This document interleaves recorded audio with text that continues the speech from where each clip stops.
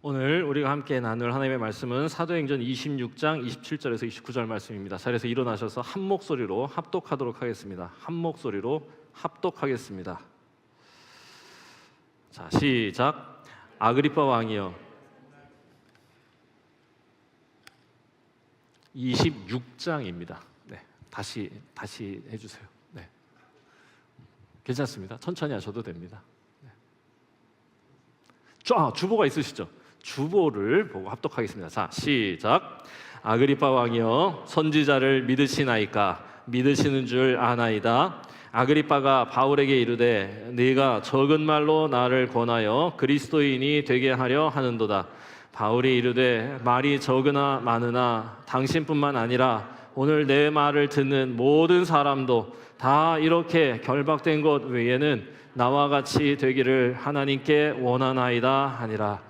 이는 살아계신 하나님의 말씀입니다. 아멘. 자리에 앉겠습니다. 오늘은 추석이어서 조금 가깝게 내려왔습니다. 오늘 말씀은 실은 레위기 설교의 마지막이다라고 저는 생각했습니다. 레위기 설교의 마지막이면 레위기 본문을 읽으시지 왜 사도행전을 읽으시냐 하겠는데, 실은 레위기서의 결론은 하나님 나라를 이루며 살아가는 이스라엘입니다.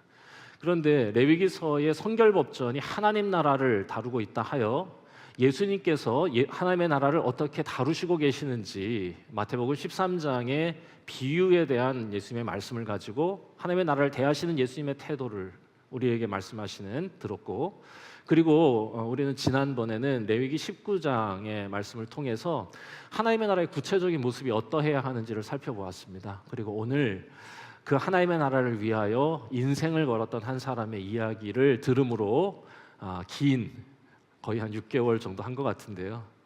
네, 레위기 설교의 종지부를 찍고 싶다라는 마음입니다. 오늘 우리가 읽은 이 말씀은 사도행전의 가장 그 끝부분에 나오는 바울의 최후 변론 중에 한마디입니다. 근데 사람들이 이 바울의 최후 변론과 바울이 마지막에 로마로 압송되어 가는 그 과정을 잘 몰라요. 그런데 놀랍게도 사도행전은 바울이 예루살렘으로 가려고 하는 장면에서부터 로마에 끌려가는 데까지를 무려 9장에 걸쳐서 쓰고 있습니다. 그러니까 이건 너무 놀라운 거예요. 성령 강림 사건은 사도행전 2장에서 끝나요. 그런데 바울이 로마로 가려고 하는 이 이야기, 잡혀가지고 뭐 재판받고 이런 이야기를 무려 사도행전의 3분의 1이 넘는 분량을 할애하고 있다. 그 얘기는 하나님께서 이 이야기를 통해 우리에게 분명하게 전해주시고자 하는 핵심적인 메시지가 있다고 하는 의미예요. 그래서 이 이야기를 많이들 모르고 계셔서 이 이야기를 좀 다루도록 하겠습니다. 바울이 로마로 가려는 그 모든 이야기를 다 담아내고 싶습니다. 먼저 제가 런던을 여행했던 순간을 먼저 잠깐 이야기하고 이어가는 게 맞겠다 싶습니다.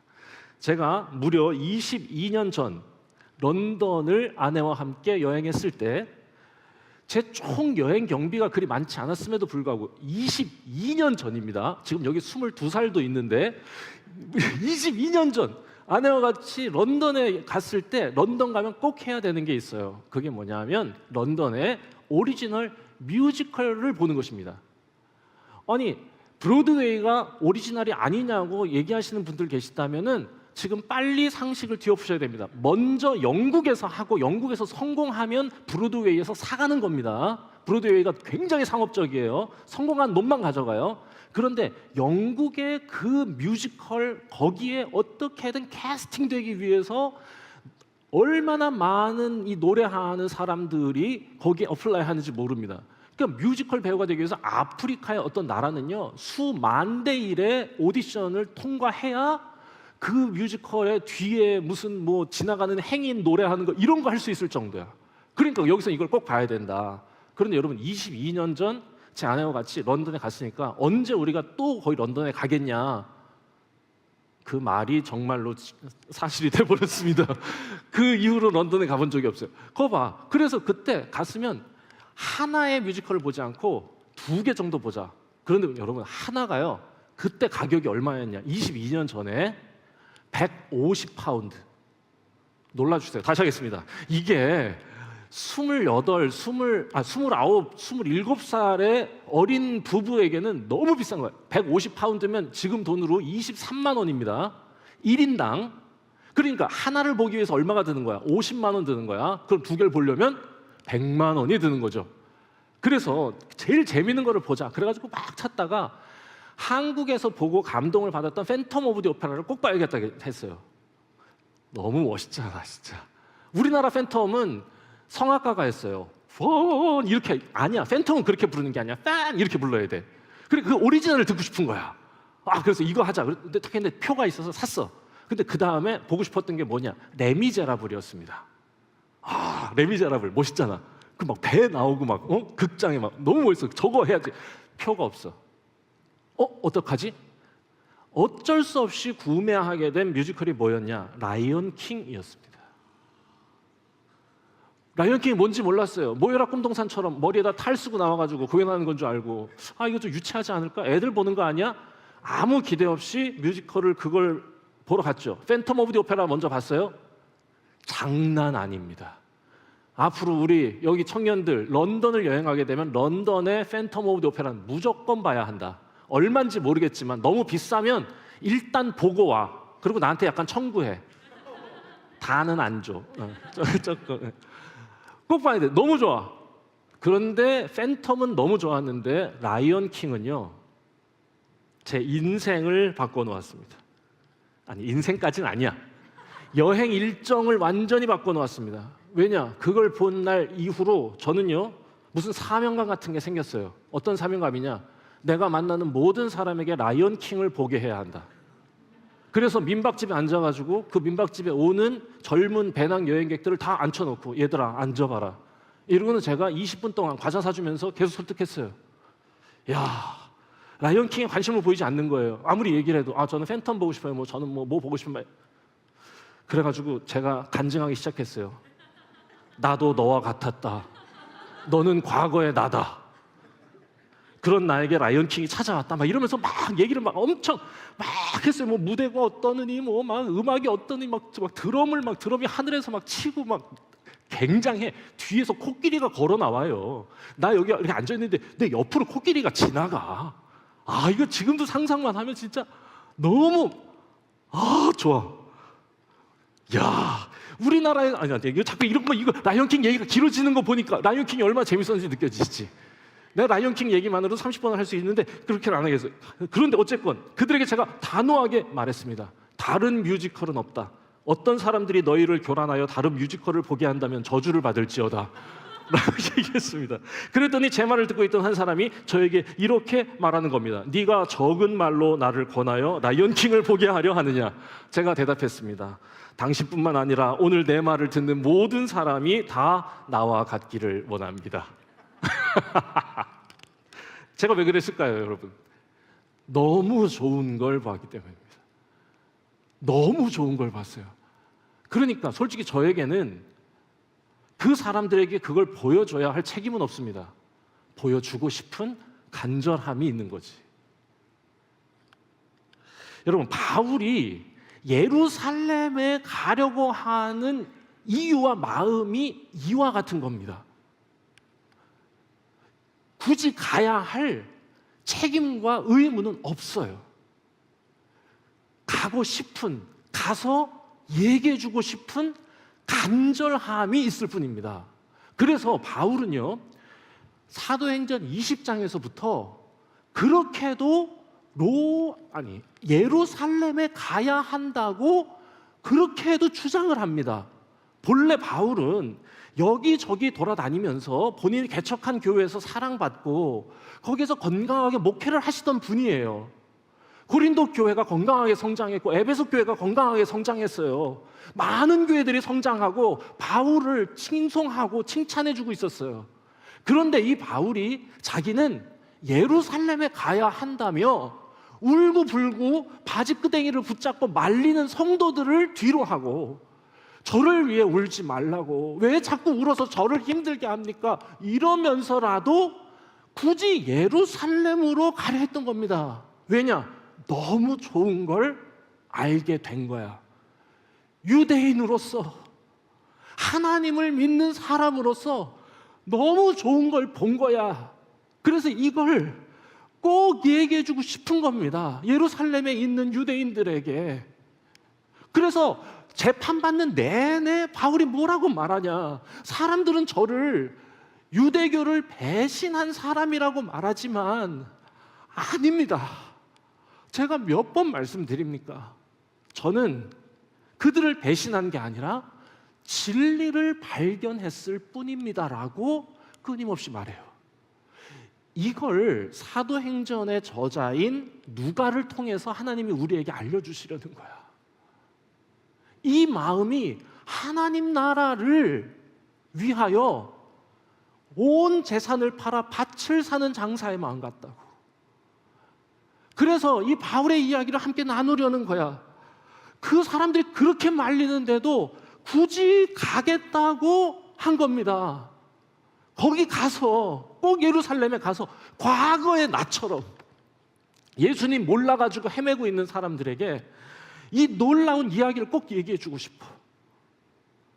솔직히 바울은 율법의 완전한 실천을 통해서, 근데 제가 지금 설교를 하면서 제 앞에 이게 빵이 있는데 이따가 빵 드실 때 너무 긴장하지 마세요. 겉은 안 드립니다. 제가 갑자기 그 생각이 들었어. 혹시 누구 보셨을까 봐. 다시 돌아오셔. 바울은 율법의 완전한 실천을 통해서 하나님의 복을 받는다 생각했던 사람이야. 그래서 열심히 실천하려고 그랬어. 그런데 완벽하게 율법을 실천할 방법이 없다는 것도 깨달았던 사람이야. 왜냐? 우린 너무 이기적이거든. 그래서 하나님의 말씀은 뭐라고 그래요? 타자를 위해서 헌신하며 살라고 더 많이 가진 힘을, 더 많이 가진 것을 약한 자와 나누라고 하시잖아. 그게 우리가 지난 레위기 19장에서 받았던 거잖아. 그런데 우리는 너무 이기적이어서 그 율법의 완전한 실천이 어렵다는 걸 누구보다 잘 알고, 그 딜레마야, 인생에. 완전히 실천하지 못하는데 사람들 앞에서는 완전히 실천하는 척 해야만 하는 자신의 위선과 한계를 알았어. 그런데 바울이 뭘 깨닫냐? 예수 그리스도를 믿음으로 그분의 영이 우리 안에 임하셔서 나의 이 깨질 것 같은 질그릇 같은 인생을, 이 모자라고 부족한 이 마음을 주님의 마음으로 하나님 닮은 형상으로 빚어주신다는 걸 깨달은 거야. 그게 내 자신의 의지에 있는 게 아니라 우리 예수 그리스도의 영, 하나님의 은혜가 나를 그렇게 빚어주신다는 걸 알고 그거를 하나님께 구할 때 비로소 우리는 하나님의 뜻, 하나님 나라의 완전한 실천을 이룰 수 있다는 걸 깨달은 거야. 그런데 유대인들은 이걸 모른다니까. 그러니까 이걸 너무 얘기해주고 싶어. 자기는 감격스러워, 그게.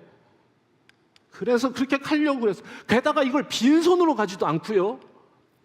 사도행전에 보니까 자기가 개척했던 교회에 이방인 크리스찬들이 감사 헌금 드린 거를 다 모아가지고 그거 가지고 예루살렘에 가려는 거야. 왜 그걸 그렇게 꾸려가지고 그걸 가져가려고 그러냐? 예루살렘 사람들에게 얘기해주고 싶은 겁니다. 이 이방인 그리스도인들이 얼마나 진심인지, 이 하나님의 은혜를 깨달아 그 하나님 나라의 그 율법, 그 하나님의 말씀을 실천하는 삶을 시작한 것에 대해 얼마나 감사하고 있는가. 그걸 또 누구의 하나님께만 감사하냐? 아니야. 하나님께 선택받아 예수 그리스도를 우리에게 알게 해주신 그 통로가 된 유대인들에게 마저 감사하는 거야. 그래서 그 헌금을 예루살렘에 있는 고아와 과부들에게 꼭 전하고 싶다. 이래가지고 간 거예요. 그 진심으로. 여러분, 바울의 이 진심이 느껴지세요? 드디어 이 바울이 예루살렘에 도착합니다. 안 와도 되는데 울고불고 하는 사람, 자기도 울면서 가야 돼 이러면서 가는 거야. 그럼 드디어 도착했어. 도착하자마자 예루살렘에 있는 예루살렘 교회의 담임 목사님 야고보 목사님을 찾아갑니다. 찾아갈 때 무슨 개선 장군처럼 이리 오너라 이러고 들어갔겠어요? 겸손하게 들어갔습니다. 저 왔습니다 이렇게 하고 들어갔겠지. 헌금 이렇게 싸질고 지고 와가지고. 그리고는 야고보 목사님한테 이 성도들의 마음을 전하고 이 감사의 마음을 꼭 전하고 싶어서 왔어요. 이랬더니요, 그 야고보 목사님이 이 바울에게 어떤 제안을 하느냐. 바울아, 많은 사람들이 네가 유대교를 배신하고 율법을 안 지킨다고 사람들이 오해하고 이상한 가짜 소문을 퍼뜨리고 있어. 그러니까 너 지금 나실인 얘기도 해야 돼요? 나실인 다 알잖아. 나실인 규례를 지키기 위해서, 그러니까 나실인은 한 달 정도 하나님께 구별된 삶을 살기로 작정하는 이 예식을 하는 거야. 그런데 그거를 하려고 기다리고 있는 유대인 4명이 있으니까 요 사람들하고 같이 너도 한 명 거기에 붙여서 나실인 서약을 하고 한 달간 거룩한 시간을 성전 안에서 지내는 건 어때? 그러면 너도 율법을 지켜서 머리 깎고 이렇게 하면서 사람들이 바울도 율법 잘 지키는 사람이라고 얘기할 거 아니야. 네, 그렇게 하겠습니다. 군소리 안 해요. 그리고는 정말로 머리 싹싹 밀고 정결례 행하고 성전 안에서 유대인 4명, 구별된 유대인 4명과 함께 거룩한 시간을 보내고 있을 때, 그때 갑자기 저 이방에서부터 바울을 죽이고 싶어서 안달이었던 유대인 암살단이 그제서야 예루살렘에 도착해. 며칠 뒤에. 바울 어디 갔어? 이러니까 성전 안에 있다는 얘기 듣고는 그냥 막무가내로 성전으로 들어가서 성전 안에서 거룩한 시간을 보내고 있던 바울을 머리채가 없지. 바울의 뒷덜미를 잡고는 밖으로 끌어내가지고는 밖에서 그냥 비 오는 날 먼지 나도록 팹니다. 그냥 일단 패고 보는 거야. 막 패. 이유는 뭐냐? 이유는 사람들이 막 왜 그래? 무슨 일이야? 이랬더니 거기에 있던 사람들이 하는 말이, 바울은 지금 이방인을 데리고 거룩한 성전에 들어가서 성전을 부정하게 만드는 죄를 저질렀다. 가짜 뉴스죠. 팩트 체크 뭐야? 누구랑 들어갔어? 나실인 서약을 한 아주 정결한 유대인 4명과 지금 함께 있는 거야. 죽도록 팹니다. 경찰이 와가지고는 사태를 수습하고 일단은 그만하라고 그런 다음에 일단 바울을 체포합니다. 경찰 대장은 이 바울이 쿠데타를 일으키려 하는 이집트 출신의 무장 강도인 줄 알고 일단은 잡아. 그런데 이렇게 보니까 걔가 아닌 거야. 경찰 대장이 난감하네. 어라? 이거 뭐지? 그래서 자기도 난감하니까 이 바울을 벨릭스, 그 지역을 통솔하고 있던 로마의 이 서울시장 같은 거야. 벨릭스에게 보내버립니다. 그런데 벨릭스도 보니까 굉장히 난감합니다. 여러분 얼마나 억울했을까요? 바울이 진짜 얼마 잘못한 것도 없고, 솔직히 잘못은커녕 칭찬받아 마땅한 일을 한 사람이잖아. 안 와도 되는데 그거 헌금 다 싸가지고 왔잖아. 사랑하는 사람들의 만류까지 뿌리치고 울면서 이방인의 헌금 들고 그렇게 감사하는 사람에게 해서는 안 될 일을 지금 이 사람들이 하고 있는 겁니다. 그래서 이 경찰대장이 난감해서 벨릭스한테 보내는데, 그 벨릭스도 거기 이게 뭐라고 그래야 돼? 그 왕이라고 그러는데 왕은 아니고 그 지자체장이야. 그 사람도 난감합니다. 왜냐? 바울이 말하는 거를 가만히 들어보니까 이 사람 잘못이 없네. 그리고 고소하는 저 유대인 지도자들 얘기를 들어보니까 증거는 없어. 주장만 있는 거야. 야, 저는 이 얘기를 딱 읽으면서 성경 보면서 당시에 예루살렘 이 정부가 꽤 괜찮다. 꽤 괜찮은 거예요. 왜냐? 솔직히 이 바울이라고 하는 한 사람 아주 귀찮은 거거든. 그래 제일 편한 거는 뭐냐? 그냥 일단은 죽여. 저 사람들이 많은 사람들이 지금 하니까 일단은 죽이고 로마인이었다고 얘기하면 저 몰랐어요라고 발뺌하는 게 제일 편해. 그런데 이 벨릭스가 진짜 괜찮아. 오히려 기다려줍니다. 가만히 들어보자. 하지만 이게 죄가 없어서 풀어주자니 많은 유대인들의 이 여론이 안 좋아질 것 같고, 그렇다고 죽이자니 이 벨릭스의 양심이 이 사람 죄가 없거든. 그래서 가만히 곰곰이 생각하다가 내가 생각하기에 바울은 죄가 없어. 그래서 일단은 바울을 죽이지 않고 피해자로 전환시켜줍니다. 오히려. 그러니까 피의자 신분이었다가 오히려 피해자로 전환시켜주고 유대인들이 죽일까봐 경원까지 붙여가지고 출소시킵니다. 그랬더니 유대인들이 막 난리 막 야 진짜 저 벨릭스 저 미친 뭐 이렇게 된 거야. 그랬더니 안 되겠다. 오케이 내가 다시 할게 들어와 이래가지고는 다시 집어넣는데 벨릭스가 진짜 전 너무 좋아. 나 앞으로 제 친구 이름 벨릭스로 하고 싶어요. 왜 벨릭스가 의리가 있어. 일단 알아서 다시 집어넣게. 얘 강도야 해놓고는 벨릭스가 한 일이 뭐냐? 감옥에 쳐넣는 척하면서 경호원 붙여서 무기한 보호해 줍니다. 다시 여기서는 좀 놀라주셔야 돼. 벨릭스 굉장히 놀라운 거야. 경호원 붙여서 무기한 보호해 줍니다. 이렇게 바울은 안전하게 예루살렘으로 지내는 줄 알았는데 마지막 26장, 오늘 우리가 읽은 26장이 바울의 최후 변론, 로마로 가기 바로 직전의 최후 변론인데 2년이 지난 뒤 벨릭스의 임기가 다하고 그 다음 지자체장인 베스도라고 하는 사람이 등장했을 때의 이야기가 시작됩니다.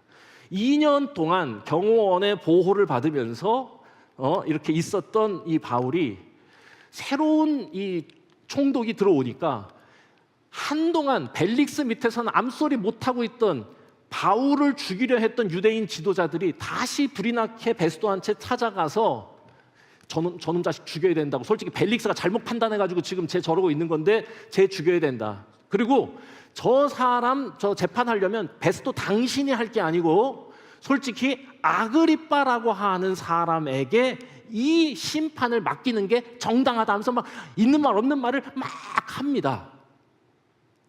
자, 그런데 제가 지금 막 이렇게 얘기하는데 재밌죠? 아니야. 여러분들이 재밌다고 해주셔야 제가 계속 할 수 있어요. 여러분 너무 재밌죠? 어렵지 않죠? 좋아. 그럼 조금만 더 할게. 거의 끝났어. 아니 왜 그러냐면은 주변에 설명할 얘기들이 너무 많은데 그걸 지금 내가 제거하고 스토리 라인을 계속 짜다 보니까 이게 이해가 되나? 이런 생각이 드는 거예요. 여러분 쫓아온다고 하셨으니까 그럼 요거는 잠깐 여담으로 잠깐 얘기할게. 이게 이스라엘의 행정 구조를 알아야 돼. 지금 요 팔레스타인 전체 이스라엘은 로마의 자치구예요. 그래서 이 자치구를 다스리는 사람이 벨릭스였다가 베스도로 바뀐 상황이야. 그런데 오늘 우리가 읽은 말씀에 보면 아그리빠 왕이여라고 하는 아그리빠라고 하는 이상한 인물이 갑자기 등장해. 그리고 이 아그리빠는 뭐냐? 아그리빠는 이 이스라엘의 수도인 예루살렘을 관장하는 특수 정치인이야. 왜냐? 여기는 매우 종교 국가여가지고 예루살렘의 중요성이 있어서 유대인들을 잘 아는 사람을 여기 한 명을 더 세운 거야. 그러니까 이 사람은 예루살렘만 다루고 종교 문제 전문 심판관이야. 그러니까 이 유대인 지도자들이 이거는 베스도 당신이 할 게 아니고 아그리빠에게 이거 심판을 맡겨야 된다라고 얘기하면서, 그러니까 지금 가이사랴에 있는 저 사람을 예루살렘으로 당장 이송해라라고 부탁합니다. 그렇게 해주시면 좋겠다. 근데 솔직히 이송을 해서 진짜로 재판받을 생각이 아니었고 이송하는 중에 죽일 생각이었습니다. 이송하는 중에 우리 영화 보면 그런 거 있잖아요. 막 이렇게 버스 뒤집어져가지고 사람 이 계획을 하고 있었다 이거지. 그때 이 베스도도 벨릭스만큼 똑똑한 사람, 너무 감사해. 그 베스도가 가만히 생각해 보니까 이것도 아닌 것 같아. 아하. 그래서 바울에게 묻습니다. 너 갈래? 바울이 얘기합니다. 아니요. 전 예루살렘에 가서 재판받고 싶지 않습니다. 바울도 기가 막힌 분이거든. 눈치가 벌써 백단이야. 저 로마인이니까 로마에서 재판받게 해주세요. 그때 베스도가 그래 그럼 그렇게 하자. 그렇게 하고 없는 일로 무마하고 있었는데 마침 그 다음 날 새로 부임한 베스도에게 인사를 하러 온 아그리빠가 등장합니다. 베스도가 어이쿠 아그리빠 웬일이냐고 인사하고 아유 기왕 오신 김에 마침 바울이라고 하는 사람의 재판이 밀려 있었는데 당신이 전문가시니까 한번 이 사람의 재판까지는 아니더라도 청문회를 한번 열어주셔서 한번 판단해 보시지요 라고 제안을 해요. 그리고 나서 쭉 이어지는 이야기가 사도행전 26장 전체의 내용입니다. 자, 제가 그 마지막 청문회, 그래서 그럼 다음 날 합시다. 그래서 다음 날 베스도가 앉고 옆에 아그리빠가 앉고 사람들을 다 불러놓고 바울을 불러서 바울의 최후 변론을 듣는 이야기. 사도행전 26장인데요. 반주를 부탁드리겠습니다.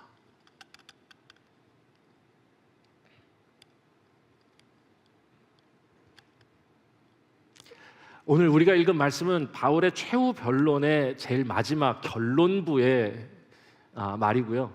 그 전체의 글이 매우 아름다워 제가 여러분들이 잘 이해할 수 있는 언어로 조금 바꿔보았습니다. 한번 제가 읽어볼 테니 여러분들 한번 잘 들어주시면 좋겠습니다.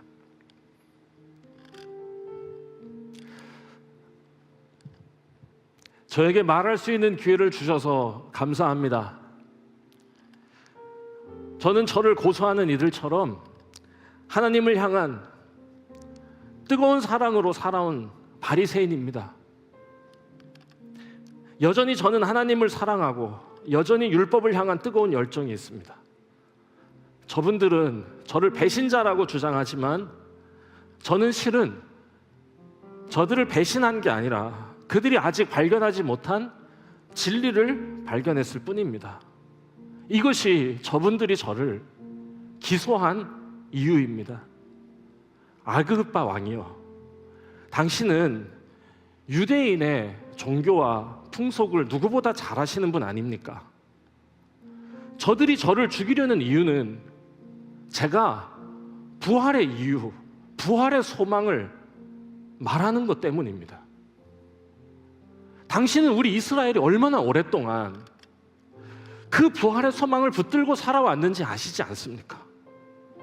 하나님께서 우리에게 그리스도를 보내주시고 그가 죽음을 이기시고 부활하셔서 우리의 구원자가 되셨다는 거, 이게 우리가 그토록 오랫동안 기다려온 부활의 소망, 그 구원의 소망, 이 이야기를 전하는 게 어떻게 제가 죽어야 할 이유가 되겠습니까? 이 얼마나 아이러니한 일입니까? 저도 처음에는 저 사람들처럼 그리스도를 인정하지 않고 오히려 예수를 대적해서 사형에 찬성하고 강제로 그 사람을 모독하게 만들고, 더 나아가서는 제가 격분해가지고 다메섹까지 가면서 그 예수를 믿는 자를 죽이려 했던 사람입니다. 하지만 그땐 제가 하나님을 그게 대적하는 일인지도 몰랐습니다.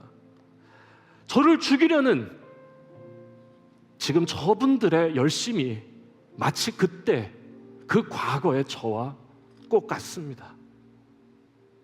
그래서 꼭 전하고 싶은 게 있습니다. 여러분, 여기 계신 모든 분들, 그 어리석은 열심으로부터 탈출하십시오. 제가 큰 빛을 보고 말에서 떨어졌을 때 그 길 위에서 하나님이 저에게 이렇게 말씀하셨습니다. 사울아, 사울아, 네가 어찌하여 나를 박해하느냐? 가시채 뒷발질하는 것처럼 그 해도 소용없는 일 하지 마라. 제가 가졌던 그 열심은 마치 장님이 길을 인도하는 것과 같아서 그 장님의 열심이 우리를 낭떠러지로 인도한다면 그 열심보다 불행한 것이 어디 있겠습니까? 하나님은 그렇게 저를 부르셔서 그렇게 저를 새로운 삶으로 보내주신 것입니다. 가시채 뒷발질하던 저를 부르셔서 가시채 뒷발질한다. 이게 뭐냐 하면 소 이렇게 때리는 이 회초리에 가시가 있는데 그게 아프다고 뒷발질로 그 가시를 이렇게 친다는 거예요. 그런데 그 가시채를 치면 자기 다리만 아프지 아무 소용 없잖아요. 그렇게 소용없는 일을 하던 그런 열심으로 가득했던 저를 부르셔서 하나님은 저를 종과 증인으로 삼아주시고 그 이스라엘의 어리석은 열심으로부터 그 어리석은 종교로부터 이방인의 무신론으로부터 저를 나오게 하셔서 그들에게 저를 보내주신 것입니다. 저는 그 부르심에 순종한 거고 하나님이 제게 보여주신 것을 무시하지 않고 이방인들에게 가서 그리고 이제 이스라엘에 와서 다시 하나님께로 돌아오라고 전하고 있을 뿐입니다. 베스도가 여기까지 듣고 있다가 뭔가 지금 베스도는 아그리빠에게 부탁해서 지금 바울을 부른 건데 베스도가 안절부절 못하는 거예요. 바울이 너무 멋있는 말을 하는 것 같고 뭔가 가르치려고 하는 것 같고 그래서 그게 불편했는지 바로 이렇게 말합니다. 너 미쳤구나. 바울 그만해. 네가 지금 공부만 하다가 머리에 벌레 들어간 것 같아. 야 그만해. 그랬더니 그때 바울이 이렇게 말합니다. 아닙니다. 제가 하는 말이 모두 사실이라는 걸 당신은 아시지 않습니까? 그리고는 아그리빠에게 동의를 구하는 장면입니다. 아그리빠 왕이요, 제가 알기로 당신은 구약의 모든 말씀들과 선지자들을 잘 아시는 걸로 전 알고 있습니다. 아그리빠가 당황하면서 말합니다. 네가 몇 마디 말로 나를 그리스도인이 되게 하려는 거냐? 그때 바울이 말하는 거죠. 말이 많으나 적으나 또한 지금 제가 하는 이 말을 듣는 모든 이스라엘이요, 여러분 모두가 저와 같은 부르심 앞에 서 있음을 잊지 않기를 바랍니다. 제가 지금 이렇게 여러분 앞에 결박된 것 외에는 여러분 모두가 다 저와 같이 되기를 바랍니다. 여기까지. 감사합니다. 여러분 뭐가 느껴지십니까? 여러분 바울은 정말 하나님을 믿은 사람입니다. 정말로 하나님을 믿은 사람이에요. 정말로 예수님을 만났고 예수님은 정치범으로 누명을 써가지고 저 십자가에서 죽어 마땅한 사람이 아니라 선지자들을 통해서 하나님께서 우리에게 약속해 주셨던 우리를 구원하여 주실 구원자시고 해방자시라는 걸 누구보다 잘 아는 거예요. 그걸 깨달았어요. 그래서 이 영광스럽고 빛나는 소식을 그걸 아직도 모르는 사람들에게 자기를 미워할 줄 알고도 울면서 찾아와서 꼭 전하고 싶은 겁니다. 미워할 줄 알면서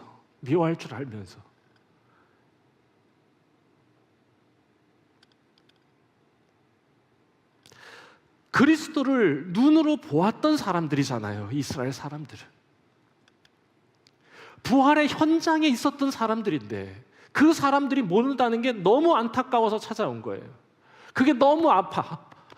내 가슴에 내가 아픔이 있다. 로마서 9장 1절에서 3절, 내 마음에 그치지 않는 고통이 있다. 우리 이스라엘이 이 사실을 믿지 않는다는 것이다.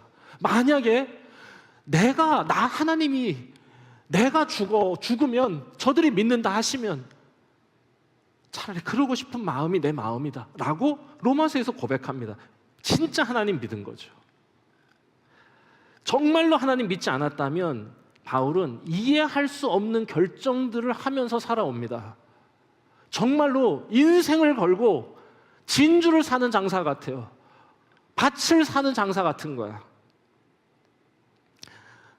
사내들인에서 그 살인면허 받아가지고 다메섹으로 막 내려가던 자가 갑자기 돌연 다메섹에서 예수를 전합니다. 이고니오라는 데서는 예수 전하다가 사람들한테 잡혀가지고 돌에 맞아서 죽을 뻔해요, 진짜. 그래서 성경에 보면 며칠 동안 못 일어난 거야, 이 사람이. 그런데 그렇게 맞았으면 정신 차리고 안 해야 되는데 이 사람 깨어나서 다시 하던 일을 멈추지 않습니다. 억울하게 감옥에 갇혔을 때가 있어요, 바울과 실라하고 같이. 그런데 그때도 이 바울은 어떻게 하느냐, 그 감옥에 들어갔으면 에이 인생 조졌네 이렇게 하고 거기서 끝내는 게 아니라 그 안에서 가만히 노래를 합니다.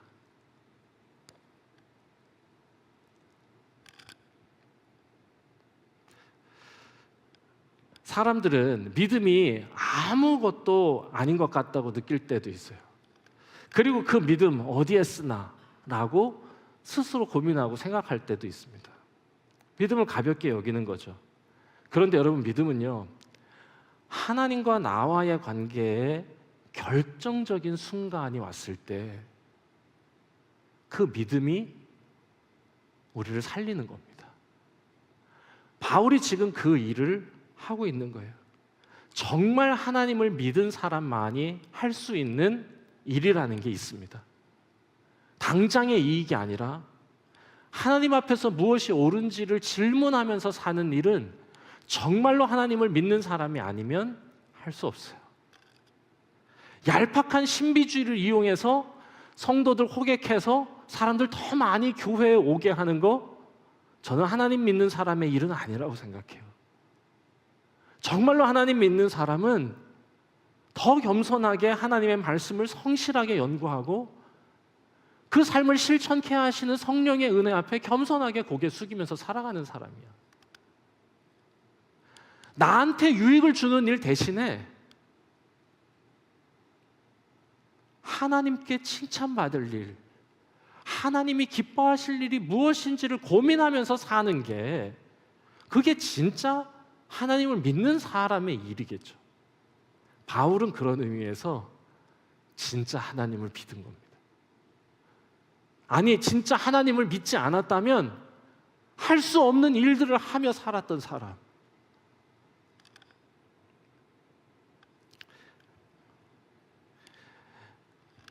오늘 바울의 이 최후 진술은 저에게 나도 이런 질문을 갖고 살아가고 싶다는 마음을 품게 합니다. 바울의 이야기를 읽고 있으면 늘 이런 마음이 듭니다. 아, 바울은 죽어서 하나님의 품에 안겼을 때 많이 울었을 것 같다. 아마 수많은 감정이 교차했을 겁니다.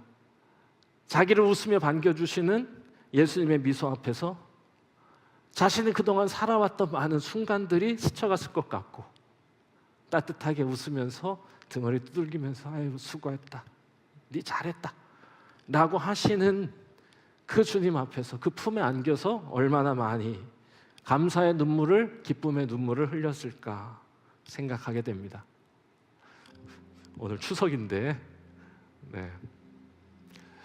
하나님 나라를 꿈꾸는, 하나님 나라의 백성으로 살기를 다짐하는 그런 따뜻한 다짐이 이 추석 이날에 있기를 바랍니다. 우리 인생이 그렇게 주님 앞에 서게 되고 우리의 인생이 바울의 삶처럼 하나님 나라를 위해 온전히 헌신된 삶이 되었으면 참 좋겠습니다.